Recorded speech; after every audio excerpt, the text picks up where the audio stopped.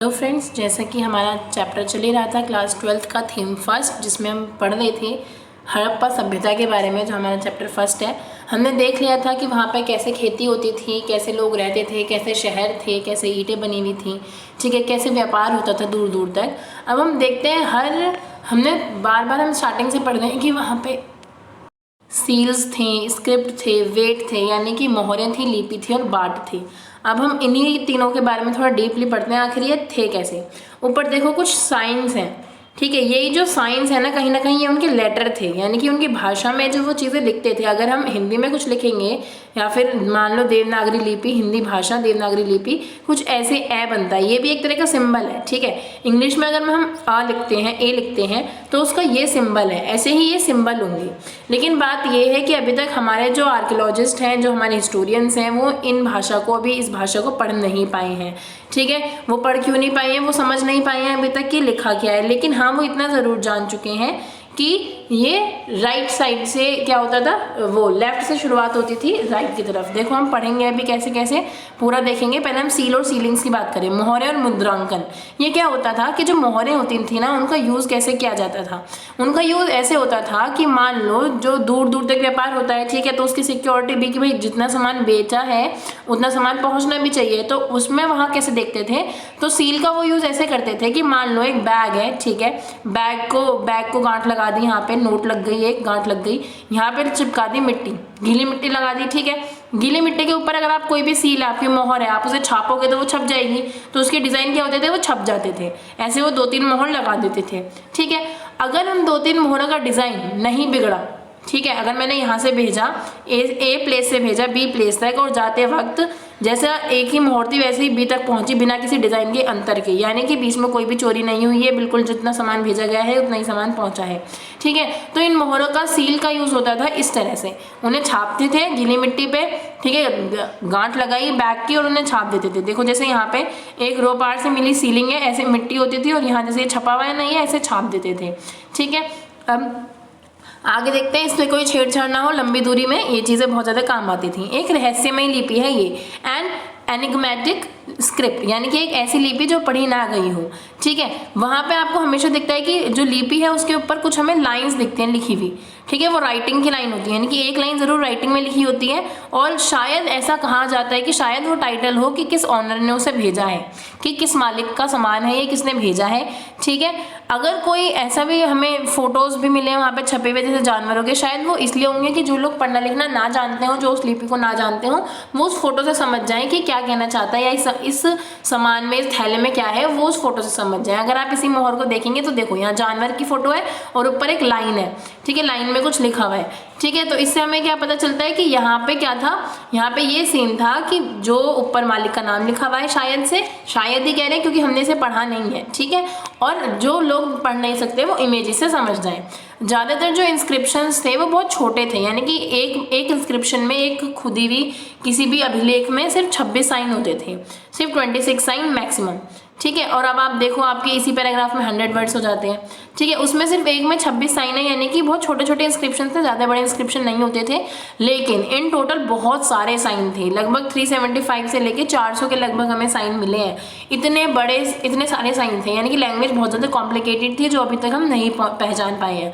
कोई वर्णमाला नहीं थी, यानी कि उनके कोई ऐसे वर्ड नहीं थे कि कोई एक अल्फ़ाबेट को, कोई वोवल को, कोई कॉन्सोनेंट को शो कर रहा है, जैसे हमारा A B C D A E I O U, ये हमारे वोवल हो गए, बाकी सब हमारे कॉन्सोनेंट हो गए। कोई ऐसी वर्णमाला नहीं थी, ज़्यादातर थोड़ा तो कैसा था, पिक्चर से डिपिक्ट होता था, सिंबल्स थे उनके, ठीक है, क्योंकि बहुत सारे सिंबल्स थे। अगर वर्णमाला होती तो भाषा के ये जो अंग है हमारे, उन्हें कुछ लेटर से वो डिनोट कर सकते थे, बट ऐसा नहीं था, ठीक है, यानी कि कुछ अलग ही तरह का था। और ये कहा जाता है कि राइट टू लेफ्ट लिखा करते थे, है ना, सॉरी मैंने पहले शायद गलत बताया था, तो आप देख लो, राइट टू लेफ्ट लिखा करते थे। राइट टू लेफ्ट देखोगे तो इन शॉर्ट जैसे हम लिखते हैं लेफ्ट टू राइट, और ये लिखते थे राइट टू लेफ्ट, ठीक है, यानी कि जैसे उर्दू लिखी जाती है आज के टाइम पे, कुछ ऐसा लिखावट होती थी। और ये कैसे पता चला कि ये राइट टू लेफ्ट लिखते थे।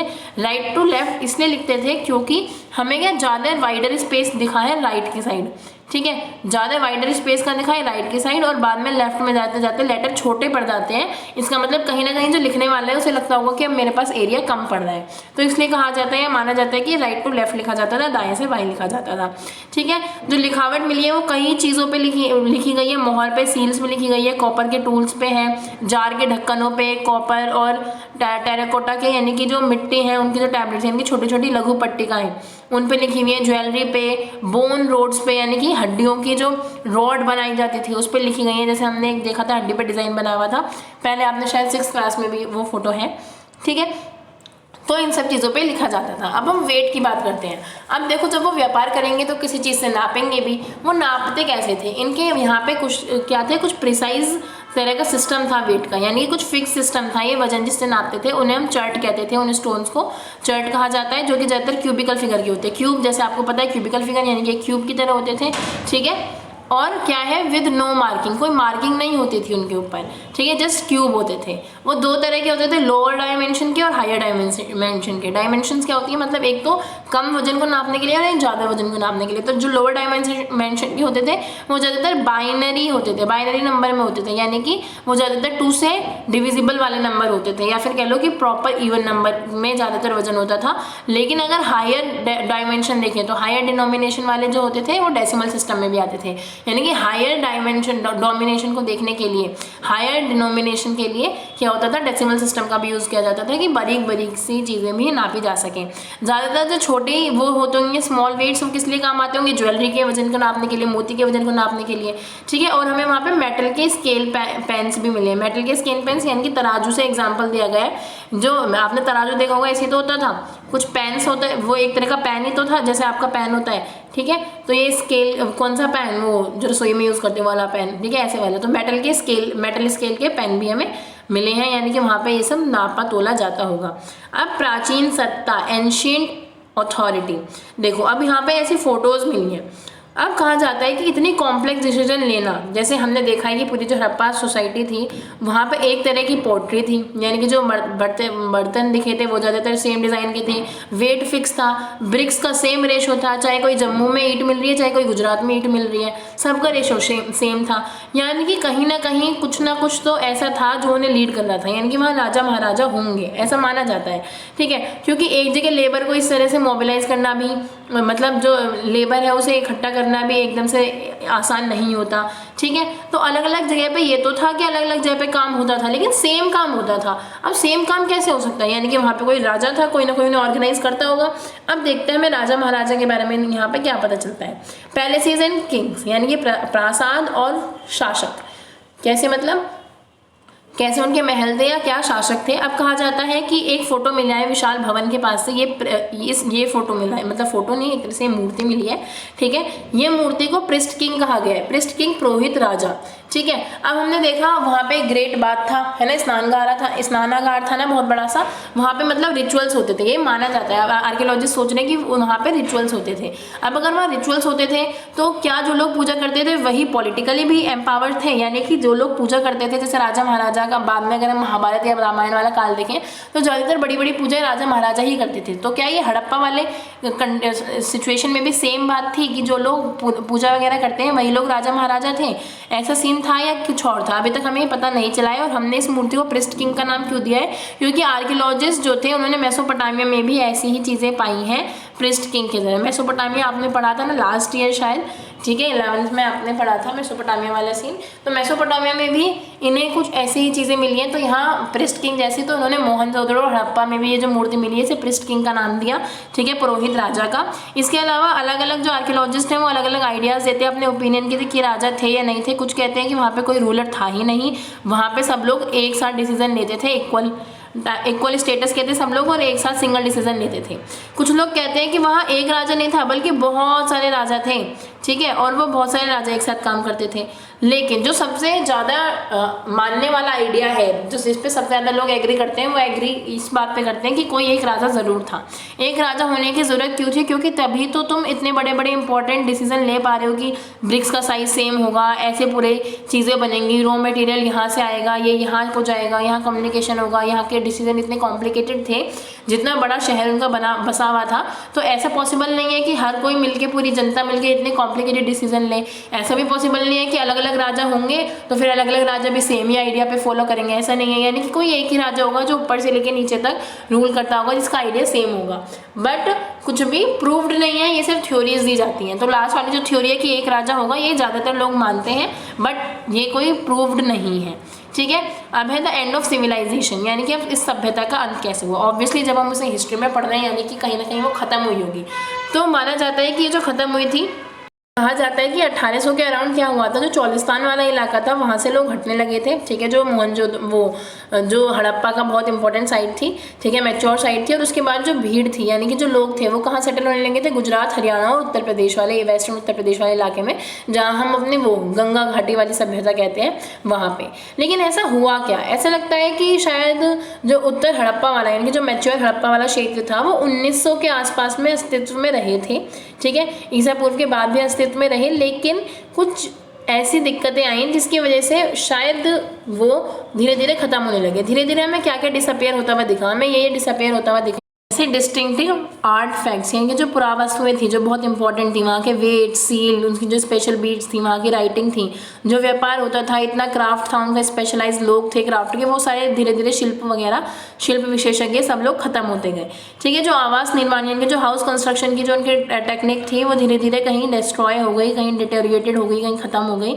ठीक है, और इसकी वजह से क्या हुआ? उत्तर हड़प्पा, जो लेट हड़प्पन और सक्सेसर कल्चर्स थे, यानी कि हड़प्पा के बाद जो कल्चर आया वो बहुत ज़्यादा रूरल था, यानी कि वो बिल्कुल गांव जैसा हो गया था। पहले तो हड़प्पा के टाइम पे बड़े बड़े नगर बस चुके थे, यानी कि जब इतना बड़ा, देखो इतना अच्छा आर्किटेक्चर होगा, इतनी बड़ी बड़ी चीज़ें होंगी, जहाँ ग्रेट बात जैसी चीज़ें आपको मिल रही है, उसके बाद धीरे धीरे वो कहीं ख़त्म हुआ है। और उसके बाद से जो लेट हड़प्पन वाला टाइम आया है, उस टाइम पे क्या हुआ? थोड़ा रूरल एरिया बन गया वो चीज़। ठीक है, लेकिन ऐसा क्यों हुआ? उसके रीजंस क्या रहे? उसके रीज़न वही कोई प्रूव्ड नहीं है चीज़ों से, लेकिन अंदाज़ा लगाया जा सकता है कि शायद ये हुआ हो। क्या क्या? तो ऐसा कहा जाता है कि ये हुआ होगा कि क्या बहुत सारे रीज़न हुएंगे, जैसे क्लाइमेटिक चेंज, मान लो मौसम चेंज हो गया हो। ठीक है, अचानक से जहाँ जिस चीज़ की खेती होती थी उसके विपरीत मौसम हो गया हो, तो फिर वो वहाँ नहीं रह सकते। वो जो जानवर थे जिनके अकॉर्डिंग वहाँ का क्लाइमेट था, वो क्लाइमेट अगर चेंज होगा तो वहाँ के जानवर मरने लगेंगे, तो ऐसा हुआ होगा। या फिर डिफोरेस्टेशन, यानी कि वहाँ के जो पेड़ पौधे थे वो मरने लगे होंगे, ख़त्म होने लगे होंगे, वनों की कटाई बहुत ज़्यादा हो गई होगी। एक्सेसिव फ्लड, या फिर बहुत ज़्यादा बाढ़ आ गई होगी, क्योंकि इलाका इंडस नदी के पास का तो ऐसा हो सकता है कि बाढ़ आ गई और सब कुछ खत्म हो गया, या फिर ऐसा हो कि नदियों ने अपना रुख मोड़ लिया हो और एकदम से नदियाँ सूख गई हो, कुछ भी हो सकता है। इसके अलावा क्या था कि क्या पता उन्होंने अपने लैंडस्केप का, यानी कि अपनी जगह का बहुत ज़्यादा यूज़ कर लिया हो, और इसकी वजह से, इन कारणों की वजह से कहीं ना कहीं उनका सेटलमेंट जो था वो पूरी सिविलाइजेशन ही खत्म हो गई हो। ठीक है, अब देखो, अब कहा जाता है कि ये सारे जो एरियाज थे वो चीज़ें शिफ्ट होने लगी थी। धीरे धीरे शिफ्ट होकर क्या हुआ कि जितने भी एलिमेंट्स हैं हड़प्पा स्टेट के, धीरे धीरे एंड पे आ गई। सारी जो सील्स वगैरह थी हमने देख लिया, स्क्रिप्ट वगैरह सब खत्म हो गई, सब डेक्लाइन हो गया। ठीक है, अब यहाँ पे देखो source 3, evidence of an invasion, यानी कि एक आक्रमण के साक्ष्य है। इस पैराग्राफ में जो ये वाला पैराग्राफ है, बहुत समय पश्चात 1947, मच लेटर 1947, यहाँ से लेके और ये 1947 तक, ये जहाँ तक ये खत्म होता है ना, ये वाला पैराग्राफ, इतना पैराग्राफ बेस क्वेश्चन में 2-3 बार पूछा गया है। ठीक है, तो ऑब्वियसली पैराग्राफ बेस क्वेश्चन है तो तुम्हें ज़्यादा याद नहीं करना, बट हाँ पढ़ सकते हो, जिससे आप स्टोरी का टाइम बचा सको वहाँ पे पढ़ने के लिए। इसमें बेसिकली ये था कि एक वहाँ पे लेन मिली है, एक ऐसी गली मिली है जिसे डेड मैन लेन कहा गया है। क्यों? क्योंकि वहाँ पे 3 से 6 फीट की विड्थ की वो गली है, और वहाँ पे हमें क्या मिले हैं? खोपड़ी, यानी कि स्कल मिला है, बोन्स मिले हैं, ठीक है, लोगों के। और वहाँ पे अडल्ट लोग, यानी कि आर्म्स के साथ upper arm of an adult, यानी कि किसी की भुजा मिली है, इस तरह से हड्डियाँ पड़ी हुई मिली है। ठीक है, भुरभुरी अवस्था में, बेकार सी अवस्था में 15 इंचेस का स्कल मिला है, ये सारी चीज़ें वहाँ पे मिली हैं। तो इन डेड बॉडीज़ के कारण उस गली को नाम दिया गया डेड मैन लेन। ठीक है, और एक वो कौन थे हमारे 1947 में जो REM व्हीलर थे, उन्होंने क्या कहा है? जो भारतीय पुरातत्विक सर्वेक्षण के तत्कालीन डायरेक्टर जनरल थे, यानी कि उस टाइम के इंडियन आर्कियोलॉजी के डायरेक्टर जनरल थे, उन्होंने लिखा है, उन्होंने कहीं ना कहीं उस चीज़ को किससे जोड़ा है, ऋग्वेद में जोड़ा है। जो ऋग्वेद में मेंशन है, एक पुर नाम की जगह, उन्होंने पुर को बताया है कि वहाँ के बड़े बड़े फोर्ट को पुर कहा गया है, और आर्यन के जो गॉड हैं उन्होंने उसे पुरंदरा यानी कि वॉर गॉड कहा गया है, फोर्ट डिस्ट्रॉयर यानी कि इंद्र को कहा गया है कहीं ना कहीं ये, कि वो किलों के नाशक थे, उन्होंने किलों का नाश करा है, गढ़ के विध्वंसक हैं। इस स्टोरी के अकॉर्डिंग वो कहते हैं कि इसका जो नाश है वो किसने करा है, इंद्रदेव ने किया है, जिसका कोई प्रूफ नहीं है, बट इन्होंने कहा है कि कहीं ना कहीं यहाँ पे क्या होगा, बहुत बड़े लेवल पे इकोनॉमिकली, पॉलिटिकली, क्लाइमेटिक चेंजेस हुए हैं, कहीं ना कहीं लार्ज स्केल पे डिस्ट्रक्शन हुआ है, पूरा लार्ज स्केल पे विध्वंस हुआ है, बच्चों को, बड़ों को, पुरुषों को, सबका जनसंहार किया गया है, और अंतिम चरण में मतलब मोहनजोदड़ो इसलिए पहुंचा क्योंकि वहाँ पे इंद्र ने ये सब काम किया, ठीक है। लेकिन बाद में, इसके ही बाद, ठीक है, क्या हुआ, एक वो आया, क्या एक और स्टोरी आई, उन्होंने कहा कि ऐसा कुछ नहीं हुआ था भाई, ठीक है, ऐसा कुछ भी नहीं हुआ था 1964 के अराउंड। फिर ये कहा गया कि ऐसा कुछ नहीं हुआ था। क्यों नहीं हुआ था? क्योंकि वहाँ पे कोई भी तुम्हें ना तो ये मिलेंगे कि लोग कोई उसके साथ थे, कि हथियारों के साथ थे जहाँ पे वो मरे हुए मिले, या फिर वो कुछ ऐसे हैं कि गहने पहने हुए हैं, या फिर कुछ सैनिक हैं कवचधारी, उनके शव मिले हों, ऐसा कुछ भी नहीं है। और इतना बड़ा जो दुर्ग था, उन्होंने जो अपना सिटाडेल वाला एरिया बना रखा था, जो आप ऊंचा शहर कहते हो, जिसे वो फोर्टिफाइड इलाका था, उसने भी क्या, अगर इंद्र जैसा कोई भी उस पर आक्रमण करता, क्या वो अपने डिफेंस के लिए कुछ नहीं करता? हमें उस डिफेंस की कोई सबूत नहीं मिले हैं, हमें अस्थियाँ ऐसी नहीं मिली है जो हम कह दें कि वो एक ही टाइम की है। मतलब ऐसी मिली है अस्थियाँ कि जो अलग अलग टाइम की थी, यानी कि एक 50 साल पहले की दफन हुई हुई है और एक 100 साल पहले की दफन हुई हुई है, ठीक है। और अगर एक साथ मान लो कि एक जगह है, ठीक है, एक जगह पे आपको 50 बॉडीज़ मिली, ठीक है, आपने उनका टाइम चेक नहीं किया, बस आपने ये चेक किया कि मुझे एक लैंड पे 50 बॉडी मिल गई, यानी कि यहाँ विध्वंस हुआ है, 50 लोग एक साथ मरे हैं। आपको ये भी तो चेक करना पड़ेगा कि वो मिट्टी की किस लेयर में मिले हैं। जितनी नीचे मिट्टी की लेयर होगी यानी कि वो इतने पुराने टाइम की है, और जितनी ऊपर की मिट्टी की लेयर होगी वो इतने नए टाइम की बॉडी है। तो ऐसे चेक करना ज़रूरी था, जो कि उस टाइम तक नहीं करा गया था। दो तरह से चेकिंग होती है, अभी आप पढ़ोगे आगे, कि या तो आप जो लेयर है, जो मिट्टी की लेयर ऐसे ऐसे होती हैं, ठीक है, उन्हें आप ऐसे हॉरिजॉन्टली उसे मेजर करो, हॉरिजॉन्टली उसे नापो, यानी कि हॉरिजॉन्टली उनकी चीज़ें मिल रही हैं और आप कह रहे हो कि इस टाइम पे ये चीज़ें थी या ये चीज़ें हो रही थी। लेकिन आपको ऐसे भी देखना चाहिए कि क्या चीज़ वहाँ से एक जगह से मिली हुई, कौन सी चीज़ कौन से लेवल की मिट्टी पे मिली है, जिससे आप टाइम पीरियड का पता लगा सको कि जो यहाँ पे चीज़ें मिली है उसका टाइम अलग था और जो यहाँ पे चीज़ें मिली है उसका टाइम अलग था। तो 1960 में आके किसने बताया, 1960 में आके J.M. डेल्स ने बताया कि भाई ये जो बॉडी आप कह रहे हो ना विध्वंस हुआ है, वो सारी बॉडीज अलग अलग टाइमिंग की है। आपको हॉरिजॉन्टली नहीं, आपको वर्टिकली भी देखना चाहिए था कि कौन सी बॉडी किस टाइम पे मिली है। अब देखो, अभी हमने स्टार्टिंग में जब चैप्टर का इंट्रोडक्शन चल रहा था तब हमने देखा था कि हम देखेंगे कि किस तरह से एक ही चीज़ की इंटरप्रिटेशन आर्कियोलॉजिकल जो होते हैं आर्कियोलॉजिस्ट, वो एक टाइम पे अलग निकालते हैं, दूसरे टाइम पे अलग निकालते हैं। जैसे ही साइंस डेवलप होती है हमें और चीज़ें पता चलती हैं, ठीक है। तो ये सारी चीज़ें जो है उसका एग्जांपल यहाँ पे आपको मिलेगा कि कैसे पहले उन्होंने बताया कि विध्वंस हुआ होगा, जो कि इंद्र ने किया है क्योंकि उन्होंने उसे ऋग्वेद से लिंक करा। लेकिन बाद में पता चला कि कोई विध्वंस नहीं हुआ है क्योंकि वो अलग अलग टाइम की बॉडीज़ हैं, भाई एक टाइम की नहीं है, ठीक है। और वहाँ पर कोई ऐसा डिफेंस का भी हमें सबूत नहीं मिले। आगे देखते हैं, डिस्कवरिंग द हड़प्पन सिविलाइजेशन, यानी कि उसकी खोज करना। अब हमने खोज करी है, यानी कि हड़प्पा नष्ट हुई, ठीक है। अब देखो, अलग अलग वस्तुएं जब मिलती हैं, जब हमें पुरानी पुरानी चीज़ें मिलती हैं, तो हम पे डिपेंड करता है कि हम उसे कैसे लेते हैं, ठीक है, हम उसे कैसे डिस्कवर करते हैं, हम उसे कैसे पहचानते हैं, उसका क्या क्या अर्थ लगाया जाए वो हम पे डिपेंड करता है। और ये चीज़ें हमें कैसे मिलती हैं, अगर मान लो कोई फ्लड आई, ठीक है, उसके पानी के साथ कुछ बह के आ गया हमारे पास, कोई सॉइल इरोजन हो गया तो मिट्टी हट गई है एक जगह की, ठीक है, तो उसकी वजह से हमें कोई चीज़ मिली, कुछ खोदते हुए हमें कोई चीज़ मिली, या फिर हम कोई खजाना ढूंढ रहे हो, अचानक हम खोदते खोदते किसी चीज़ पे पहुंचे तो वहाँ से हमें चीज़ें मिलती हैं। तो पहले तो ये हो गया कि चीज़ें हमें कहाँ से मिलती हैं, यहाँ से मिलती हैं। अब कनिंघम का भ्रम, कनिंघम्स कन्फ्यूजन क्या थी कि एक बार ये जो मतलब फर्स्ट डायरेक्टर जनरल थे हमारे ASI के कनिंघम, ठीक है, जब ये मिड 19th सेंचुरी में क्या कर रहे थे, पता लगा रहे थे, इतिहास का पता लगा रहे थे, ये बहुत इंटरेस्टेड थे इतिहास को जानने के लिए, ठीक है। तो इन्होंने क्या करा, उन्होंने जो बुद्ध तीर्थयात्री थे और जो चाइनीज़ थे, चाइनीज़ और बुद्धिस्ट जो लोग थे, जो अपने व्यापार की अपने जो मूवमेंट, उन्होंने ट्रैवल किया था ना, चाइनीज़ लोग आए थे हमारे देश में, बुद्धिस्ट लोग आए थे हमारे देश में, तो उन्होंने अपने डॉक्यूमेंट छोड़े थे। तो उन डॉक्यूमेंट्स के सहारे कि हम यहाँ घूमे, हमने ये पाया, ये किया, वो लोग लिखते थे, ठीक है। उन डॉक्यूमेंट्स के सहारे जो कनिंघम था, वो हमारी जो हिस्ट्री थी उसे ट्रांसलेट करना चाहता था, उसे जानना चाहता था, और उसने उस साइट्स पे क्या आर्ट फैक्ट्स यानी कि चीज़ें, पुरातत्वविद चीज़ें निकालने शुरू करी। लेकिन जैसे हड़प्पा वाली जो जैसी जगह को उन्होंने चाइनीज़ लोगों ने और बुद्धिस्ट ने अपने एरियाज़ में नहीं लिखा था, ठीक है, उनकी इन्वेस्टिगेशन में वो चीज़ें वो फ्रेमवर्क में नहीं थी, यानी कि हड़प्पा को इंपॉर्टेंस नहीं दी गई थी उन ग्रंथों में। इसकी वजह से क्या हुआ, कनिंघम ने कभी उसकी इंपॉर्टेंस नहीं समझी। अब देखो यहाँ पे एक स्टोरी बताइए क्यों नहीं समझी।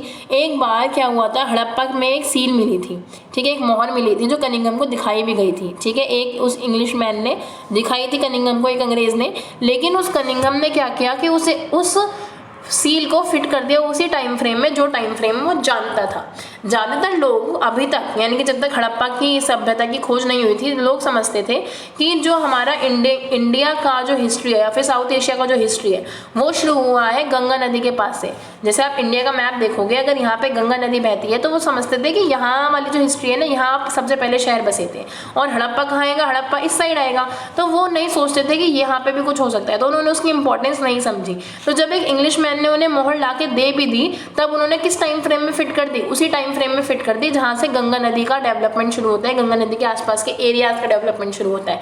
उन्होंने सोचा ही नहीं कि वो इतने पुराने टाइम का भी हो सकता है, यानी कि हमारे यहाँ का देश, हमारे यहाँ की संस्कृति इतनी भी डेवलप हो सकती है कि वो इससे भी बहुत बहुत पहले टाइम की हो, ठीक है। तो वो बहुत अगर, और हमें इस पर कोई सरप्राइज़ भी नहीं होना चाहिए, क्योंकि ज़्यादातर लोगों को यही लगता था कि गंगा नदी के पास की जो घाटियाँ हैं वहाँ के शहरों से हमारी शुरुआत हुई है। कोई तब तक ये पता नहीं लगा पा रहा था कि अच्छा कनिंघम को जो वो चीज़ें मिली थी वो इतने पुराने टाइम की हो सकती हैं। अब उसके बाद क्या हुआ, अ न्यू ओल्ड सिविलाइजेशन, एक नवीन प्राचीन सभ्यता, यानी कि अब एक नई स्टोरी जन्म लेती है, जिससे हमें पता चलता है कि अच्छा इससे भी पुरानी सिविलाइजेशन थी हमारे यहाँ पे।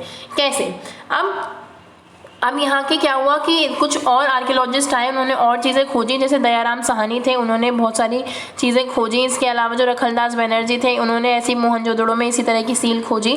इसके बाद क्या हुआ, 1924 में जॉन मार्शल जो थे, जो डायरेक्टर जनरल बने ASI के, उन्होंने एक नई सिविलाइजेशन की खोज करी जो थी इंडस वैली सिविलाइजेशन। यानी कि सबसे पहले जो इंपॉर्टेंस इंडस वैली को दी गई वो जॉन मार्शल के द्वारा दी गई, ठीक है। जॉन मार्शल के द्वारा जो ये चीज़ दी गई उस पर SN रॉय जो एक वो थे, स्टोरी लिखते थे आर्कियोलॉजी की, ठीक है, तो उन्होंने लिखा कि मार्शल ने इंडिया को जहाँ से पाया था उससे 3000 साल पीछे छोड़ दिया।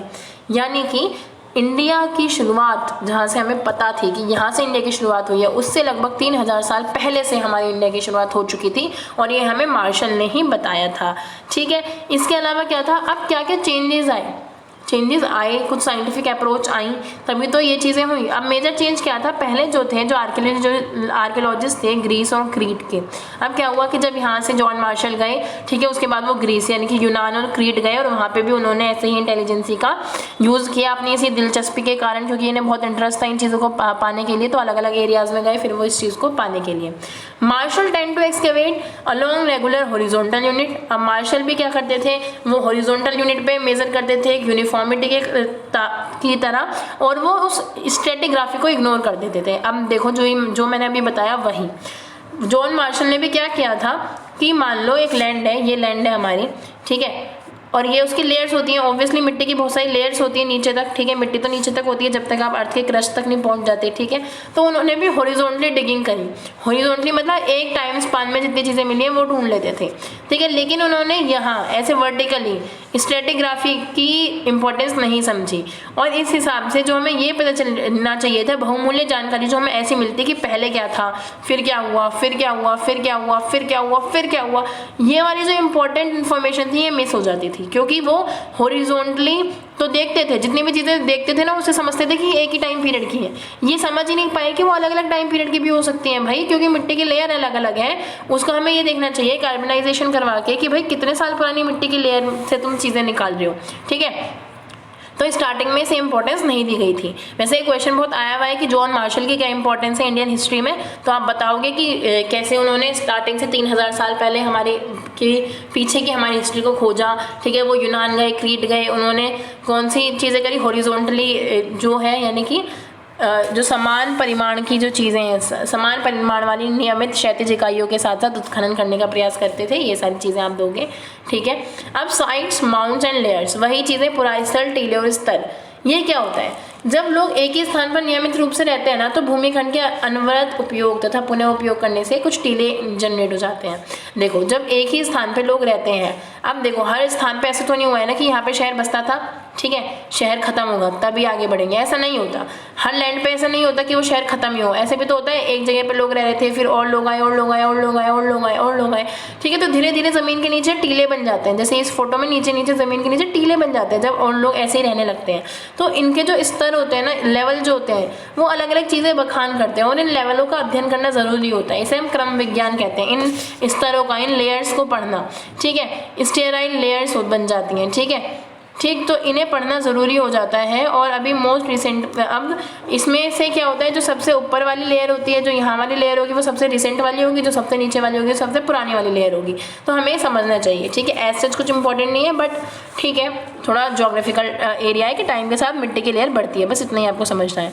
नई तकनीक तथा प्रश्न, अब न्यू टेक्निक्स और क्वेश्चंस क्या क्या आने लगे, ये क्वेश्चन उठने लगे 1944 में जब RM व्हीलर आए, ठीक है। उन्होंने क्या किया, अब उन्होंने, वो एक कौन थे, ये पूर्व ब्रिगेडियर थे, एक्स आर्मी के ब्रिगेडियर थे। तो इन्होंने मिलिट्री के साथ ही अपनी जो एक्सपेंशन था पूरा, जो इनका क्या था, उनका जो पूरा युद्ध, एक तरह से प्रोसीजर समझ लो आगे बढ़ने का, वो उन्होंने सैनिकों के साथ शुरू करा।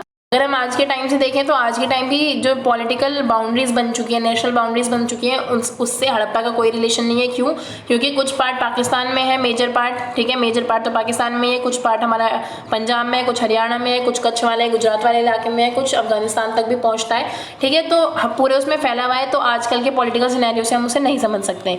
तो जैसे जैसे डेवलपमेंट हुआ, जैसे कि अब RM व्हीलर 1944 में आए, उन्होंने फिर इंडिया के बहुत सारे इलाकों में ये सारी चीज़ें और हड़प्पा साइट्स में ये सारी चीज़ें निकाली, कालीबंगन, लोथल, राखीगढ़ी, ये सारी जगह हैं हड़प्पा सिविलाइजेशन की। ये किसने निकाली? RM व्हीलर ने निकाली। ये सिर्फ आपको एक स्टोरी बताई जा रही है कि किस तरह से आर्कियोलॉजी धीरे धीरे आगे बढ़ी, ठीक है। जब हम आर्कियोलॉजिस्ट की कल्चरल सीक्वेंस देखते हैं तो कल्चरल सीक्वेंस कैसे पता चलती है? वही कि जब हम नीचे तक जाते हैं साइट्स की, ठीक है। तो किसी भी एक जगह पर मिलने वाली जितनी भी वेल्थ होती है उसे फिगर आउट किया जाता है कि वो क्या क्या किस काम के लिए सर्व की जाती है। अब देखो, कोई भी जो दो तरह की चीज़ें होती हैं, जो चीज़ें होती हैं उन्हें दो तरह से बांटा जाता है। पहला काम होता है कि वो किस चीज़ की बनी हुई होती हैं, ठीक है, कि वो कहाँ से मिली हैं, वो किस चीज़ की बनी हुई होती हैं, किस एरिया में मिली हैं, ठीक है। और दूसरा तरीका होता है कि वो किस काम के लिए यूज़ करी जाती हैं, ठीक है।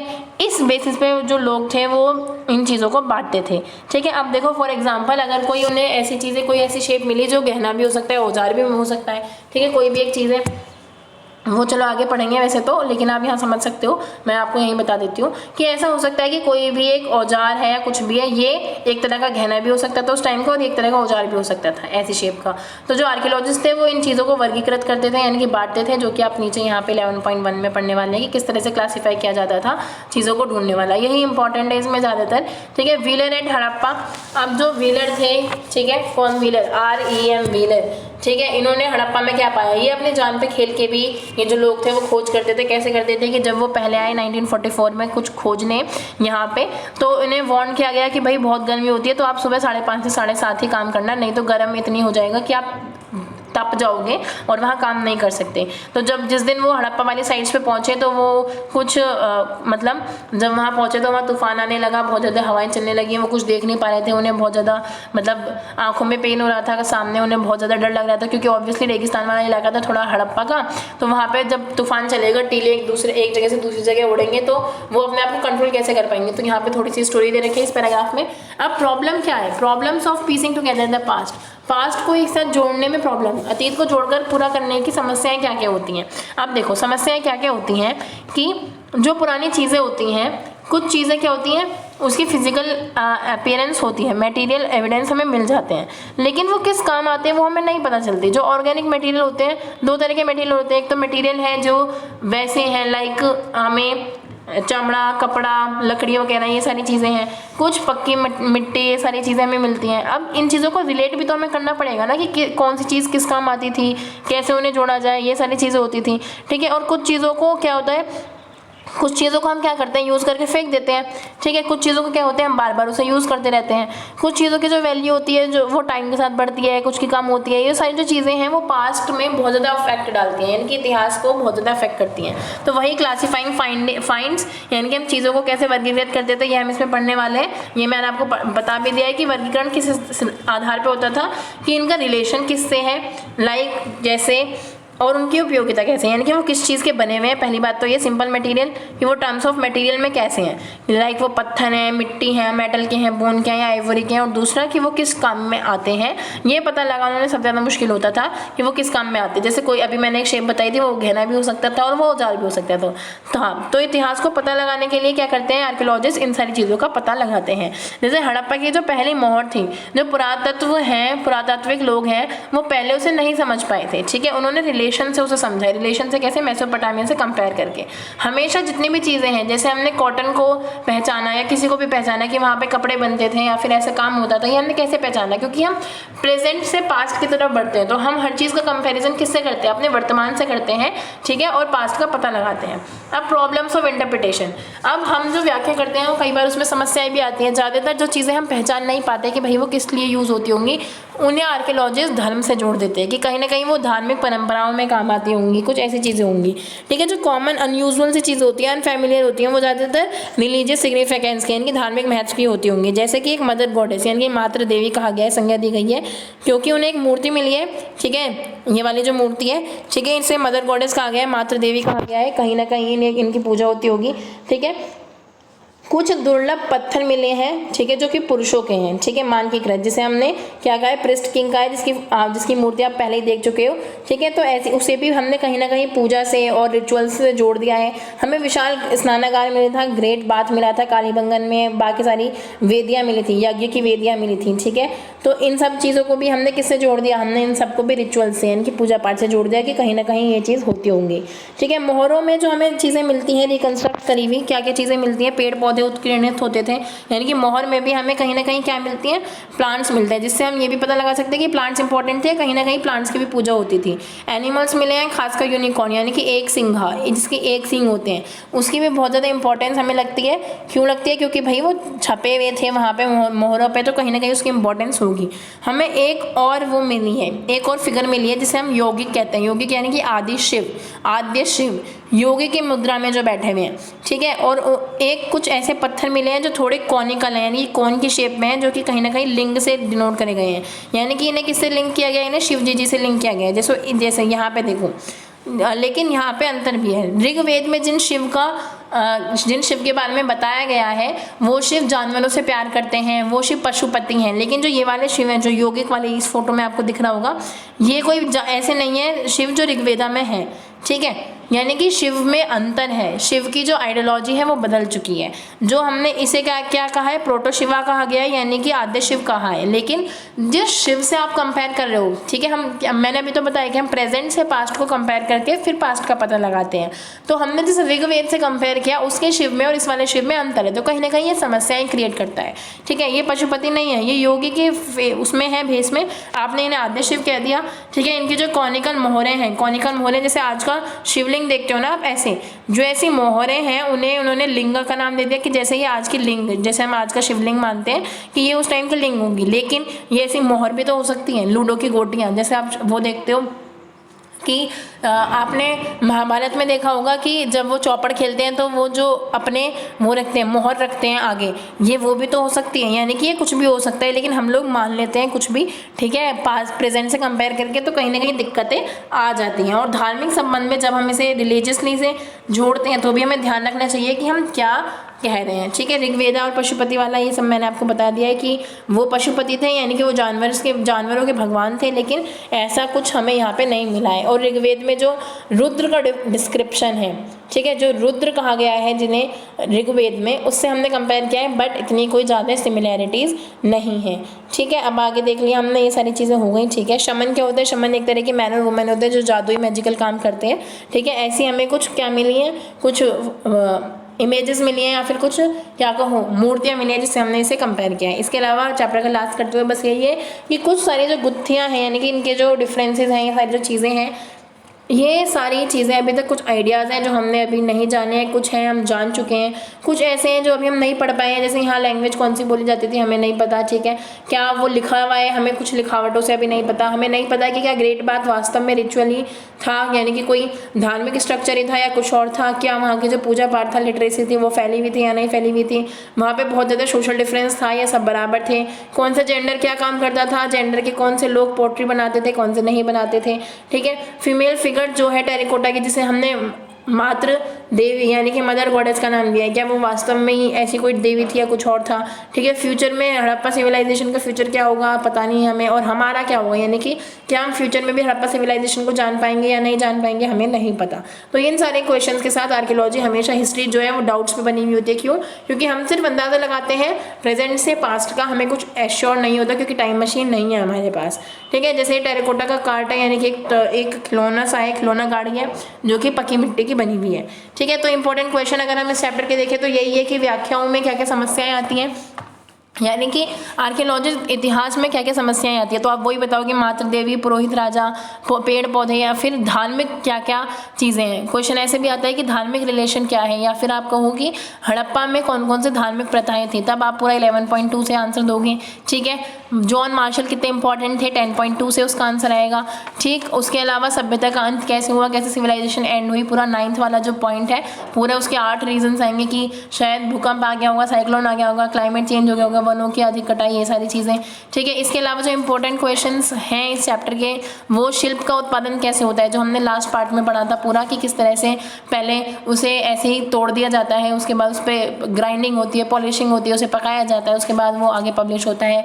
इसके अलावा सोशल डिफरेंसेस का आप कैसे पता लगाओगे, सामाजिक भिन्नताएं, शवाधान से, ठीक है, बरियल से, इन सारी चीज़ों से, लग्जरियस लाइफ से, ये सारी चीज़ें। 2 नंबर में क्वेश्चन आया हुआ है कि एग्रीकल्चर के लिए क्या क्या, एग्रीकल्चर का क्या क्या मतलब इंपॉर्टेंस थी, एग्रीकल्चर होती थी या नहीं होती थी, और कैसे तुम्हें पता चला। नालों का निर्माण, जो ड्रेनेज सिस्टम है, बहुत इंपॉर्टेंट क्वेश्चन है। तो इस चैप्टर से बहुत सारे क्वेश्चन आए हैं। मोस्ट इंपॉर्टेंट जो है इसका मैप है, जो कि हमेशा फिक्स्ड है कि वो मैप तो ज़रूर आने वाला है। ठीक है, तो आपको कमेंट बॉक्स में आंसर देना है कि सभ्यता का अंत कैसे हुआ, कैसे ही सिविलाइजेशन का एंड हुआ। बहुत सारे रीजन है, एटलीस्ट 4 रीजन आप नीचे दो। 8 नंबर का ये लॉन्ग क्वेश्चन ज़रूर आता है। ठीक है, इसी के साथ thank you and bye bye.